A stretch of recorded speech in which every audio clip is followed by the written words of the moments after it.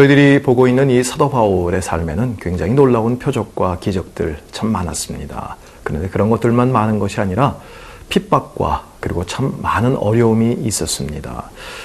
사도 바울의 모습을 보면 자기가 치밀하게 계획을 한 것이 아니라 그냥 열심히 복음을 전하다가 그 어느 지역에서 너무 핍박이 심해져서 더 이상 거기가 있을 수가 없으면 포기하고 절망하는 것이 아니라 하나님이 다른 곳으로 가기를 원하시는구나. 그리고 또 힘차게 그의 발걸음을 옮기는 것을 볼 수 있습니다. 사도 바울은 절대로 멈춤이라는 것이 있지 않았습니다.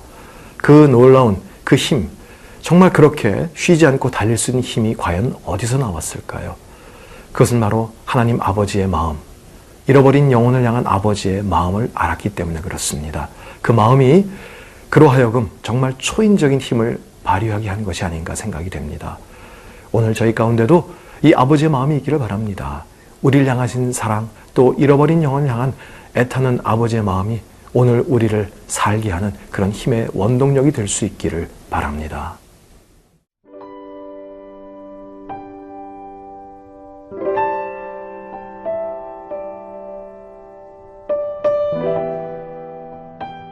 사도행전 17장 1절에서 15절 말씀입니다. 그들이 암비볼리와 아볼로니아로 다녀가 데살로니가에 이르니 거기 유대인의 회당이 있는지라.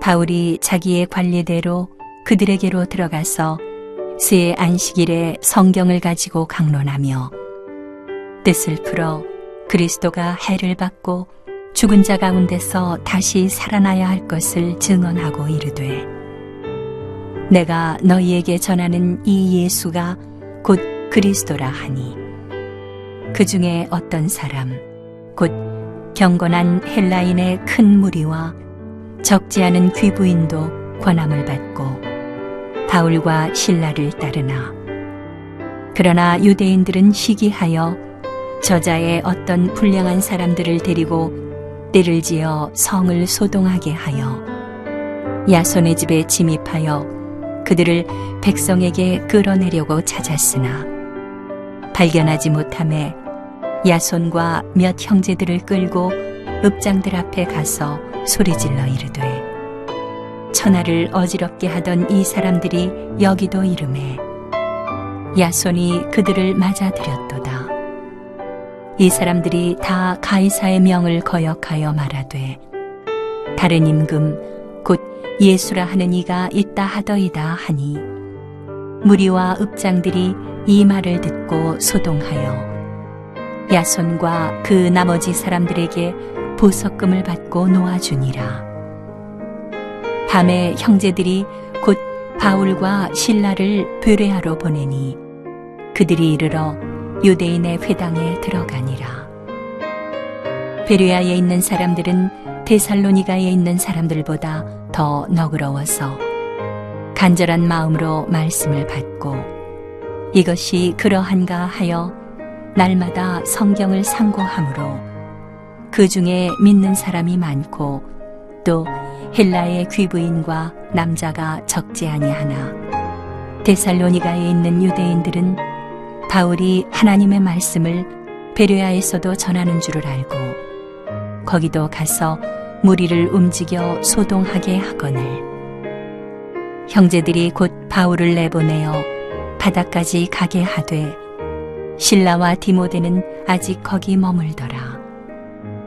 바울을 인도하는 사람들이 그를 데리고 아덴까지 이르러 그에게서 실라와 디모데를 자기에게로 속히 오게 하라는 명령을 받고 떠나니라.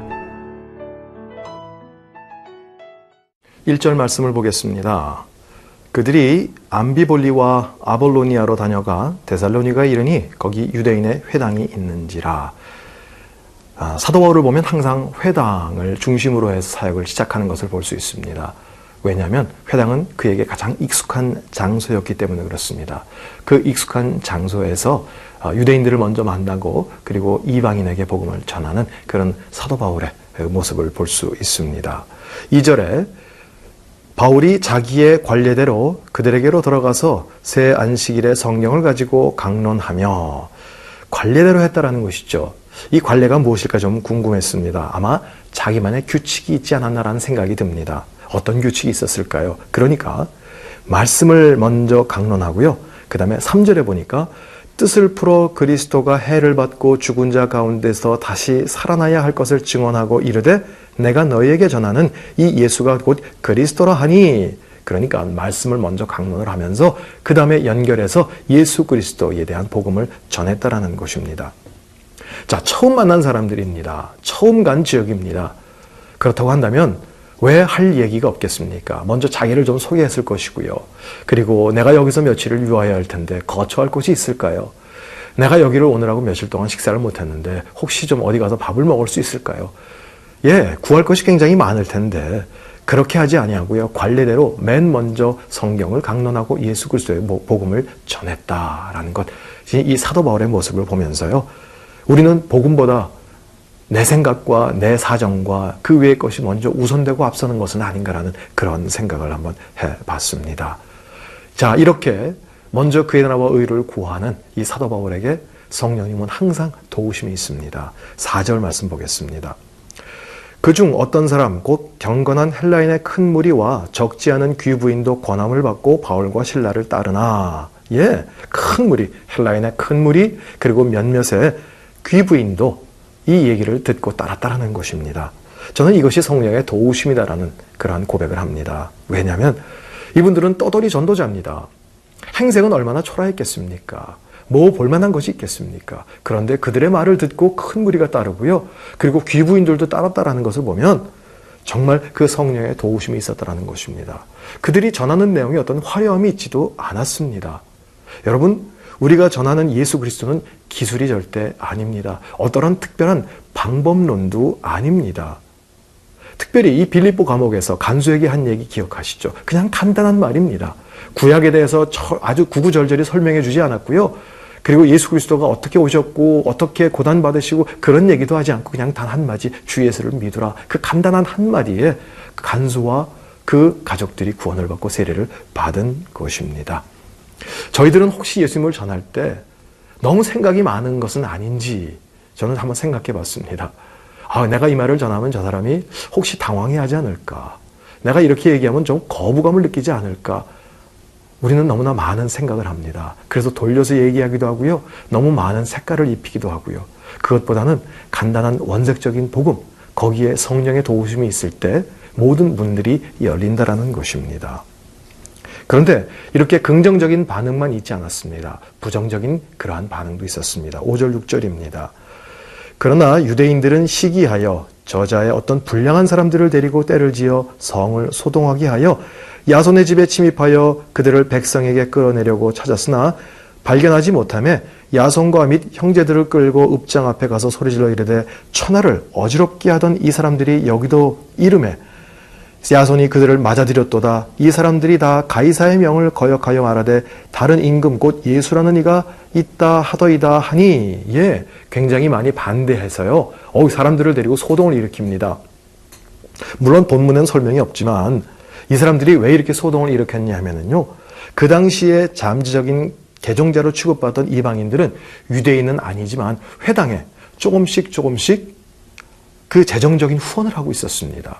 그런데 이제 이들이 복음을 받아들이면 그 재정이 끊어질까 봐 그것이 두려워서 그들을 그렇게 핍박하고 예수 그리스도를 믿지 못하게 했던 것입니다. 개인적인 욕심이 하나님의 일을 막은 것이죠.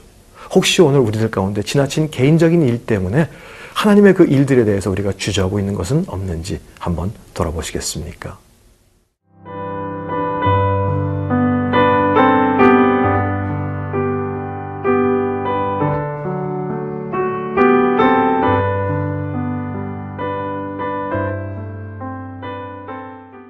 (8절) (9절) 말씀을 같이 읽겠습니다. 무리와 읍장들이 이 말을 듣고 소동하여 야손과 그 나머지 사람들에게 보석금을 받고 놓아주니라.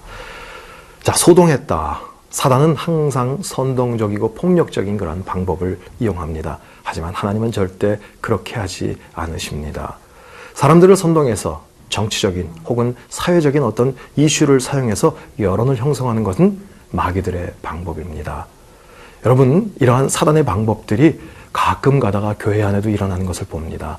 여러분, 여론을 형성하고 소동을 일으키는 것은 절대 하나님의 방법으로 여겨지지 않습니다. 기도하면서 정말 하나님께서 무엇을 원하시는지를 잘 듣고 순종할 수 있기를 바랍니다. 자, 10절, 12절 또 읽겠습니다. 밤에 형제들이 곧 바울과 실라를 베레아로 보내니 그들이 이르러 유대인의 회당에 들어가니라. 베레아에 있는 사람들은 데살로니가에 있는 사람들보다 더 너그러워서 간절한 마음으로 말씀을 받고 이것이 그러한가 하여 날마다 성경을 상고하므로 그 중에 믿는 사람이 많고 또 헬라의 귀부인과 남자가 적지 아니하나. 예, 이제 바울 일행은 베레아에 왔습니다. 이 말씀에 보니까 데살로니가 사람들보다 더 너그럽다라는 표현하고 있습니다. 아마 사도 바울과 그 일행에게 조금 한숨을 돌리게 하시려는 하나님의 배려가 아닌가. 이들은 성경을 잘 상고했고요. 정말 그런가 하여 매일매일 확인까지 하면서 말씀을 잘 받아들인 것입니다. 여러분, 교회에서 말씀을 가르칠 때 가끔 이러한 분들을 봅니다. 정말 표현이 그야말로 스펀지 같다라는 그런 얘기들을 하죠. 복음을 받아들이고 말씀을 받아들이고 그리고 기도하고요. 잘 실천하고 적용하고 이러한 분들을 보면 믿음이 쑥쑥 자라나는 것을 보게 됩니다. 자, 이 말씀을 나누는 여러분들이 정말 하나님의 말씀에 대해서 그러한 분들이 될 수 있기를 저는 주의 이름으로 축원합니다. 13절, 15절부터 계속 보겠습니다. 데살로니가에 있는 유대인들은 바울이 하나님의 말씀을 베레아에서도 전한 줄 알고 거기 가서도 무리를 움직여 소동하게 하거늘 형제들이 곧 바울을 내보내어 바다까지 가게 하되 실라와 디모데는 아직 거기 머물더라. 바울을 인도하는 사람들이 그를 데리고 아덴까지 이르러 그에게서 실라와 디모데를 자기에게로 속히 오게 하라는 명령을 받고 떠나니라. 이 소동을 일으킨 사람들은요, 베레아에 있다라는 소문을 듣고 거기까지 쫓아옵니다. 자기들의 어떤 손에 자기들에게 바쳐지는 그러한 모든 돈들이 끊어질까 하여 참 굉장히 이 어둠의 세력에 선동을 받고요. 그들에게 조정을 받아서 끝까지 이들을 괴롭히는 그러한 모습을 봅니다. 그러니까 상황이 너무나 급박해서 다른 일행들은 베레아에 남겨두고 바울만 배를 타고 아덴이라는 곳으로 피신을 합니다. 그리고 바울은 자신의 일행과 실라와 디모데를 속히 내게 오게 하라라는 부탁 또한 잊지 않습니다. 이런 상황으로 급속하게 전개된 것이 바로 사도 바울의 2차 전도 여행이죠. 이러한 어려운 가운데서도 복음은 전해졌고요. 그리고 그 열매는 맺혀졌다라는 것입니다. 여러분, 예수님을 전한다라는 것은, 복음을 전한다라는 것은 참으로 신나고 흥분되는 너무나 멋진 일입니다. 하지만 그렇게 항상 멋진 일만 일어나지 않습니다. 동시에 대가를 치러야 합니다. 어둠의 세력과 대항해서 싸워야 합니다. 하지만 그 모든 고통 가운데 하나님은 놀라운 큰 영광을 받으시는 것입니다. 바울의 그런 모든 발자취를 보면서 느낄 수 있는 것은요, 정말 그가 평범한 삶을 살지 않았다라는 것입니다. 인간적으로 볼 때 절대로 행복하지 않았다라는 것입니다. 아마 지금도 이렇게 살기를 원하는 사람, 그러면 손들 분은 아마 계시지 않을 것입니다. 하지만 그는 하나님 앞에서 정말 영광스럽고 감격스럽고 박수를 받을 만한 그러한 삶을 살았다는 것입니다. 여러분, 그렇게 매를 맞고 도망다니고 쫓겨가는 힘든 삶, 사도 바울은 끝났습니다. 없습니다. 하지만 영광은 지금도 계속 진행되고 있습니다. 여러분, 어떤 것을 선택하시겠습니까? 기도하겠습니다.